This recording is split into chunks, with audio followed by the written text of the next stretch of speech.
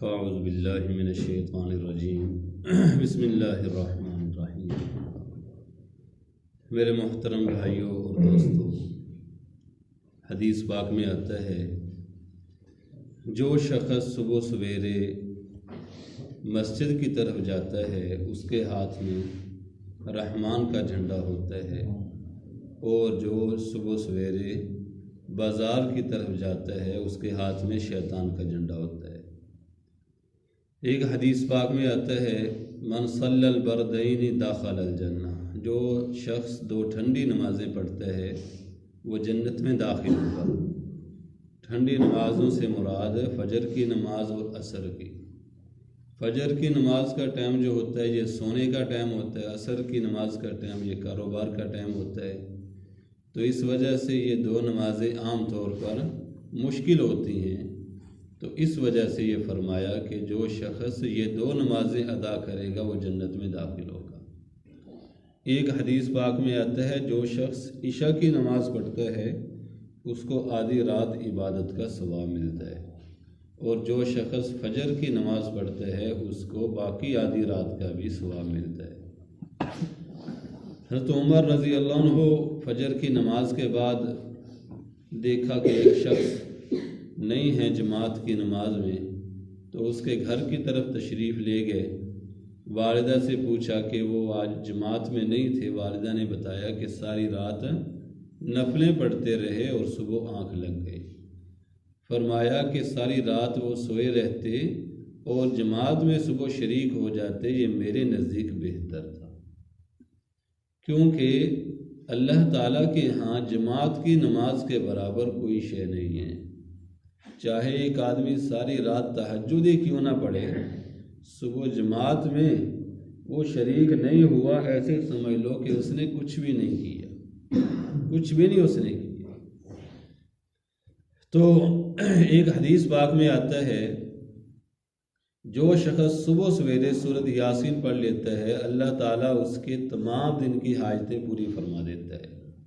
من قرأ سورۃ یاسین فی صدر النہار قضیت حوائج، اللہ اس کی تمام دن کی حاجتیں پوری فرما دیتا ہے۔ ایک حدیث پاک میں آتا ہے جو شخص روزانہ شام کو سورۃ تبارک الذی پڑھتا ہے اس کو قبر کا عذاب نہیں ہوتا۔ قبر کا عذاب بڑی ہی سخت چیز ہے، اللہ تعالیٰ ہر مسلمان کی قبر کے عذاب سے حفاظت فرمائے۔ یہ کوئی عام چیز نہیں ہے، کوئی معمولی چیز نہیں ہے۔ ایک مرتبہ نبی اکرم صلی اللہ علیہ وسلم قبرستان میں سے گزرے تو آپ کی اونٹنی بدکنے لگ گئی، ڈرنے لگی۔ تو کسی نے کہا آپ کی اونٹنی کو کیا ہو گیا؟ آپ نے فرمایا کہ کچھ نہیں، یہاں پہ 2 قبروں کو عذاب ہو رہا تھا، قبر والوں کو، اور انسان اور جنات کے علاوہ ہر چیز قبر کا عذاب سنتی ہے، ہر چیز کو اللہ تعالیٰ قبر کا عذاب سناتا ہے۔ تو نبی اکرم صلی اللہ علیہ وسلم نے فرمایا ان دونوں کو قبر کا عذاب ہو رہا ہے اور معمولی بات پر ہو رہا ہے، کوئی بڑی چیز نہیں تھی۔ اگر دنیا میں اس سے بچنا چاہتے تو بچ سکتے تھے، کوئی اتنی بڑی چیز نہیں تھی کہ جس سے آدمی بچ نہیں سکتا۔ ایک کو تو پیشاب کے چھینٹوں کی وجہ سے ہو رہا ہے کہ پیشاب سے نہیں بچتا تھا۔ بہت سارے لوگ پیشاب کرتے ہیں لیکن احترام اس سے پرہیز نہیں کرتے، احتراز نہیں کرتے، نہ اچھے طریقے سے استنجا، نہ اچھے طریقے سے، تو اس کا بڑا سخت عذاب ہوتا ہے قبر کے اندر۔ یاد رکھنا یہ اسلام ہے اور دین ہے، اس کو سیکھنا بھی چاہیے اور اس پر عمل بھی کرنا چاہیے۔ اور دوسرا فرمایا کہ یہ چغل خوری کیا کرتا تھا، چغل خوری کرتا تھا، اس قبر والے کو بھی عذاب ہو رہا ہے۔ یہ بھی کوئی بڑی بات نہیں تھی، بچنا چاہتا تو اس سے بچ سکتا تھا۔ نہ کسی کی زندگی میں غیبت، نہ کسی کی چغل خوری، سمجھ آئی نا؟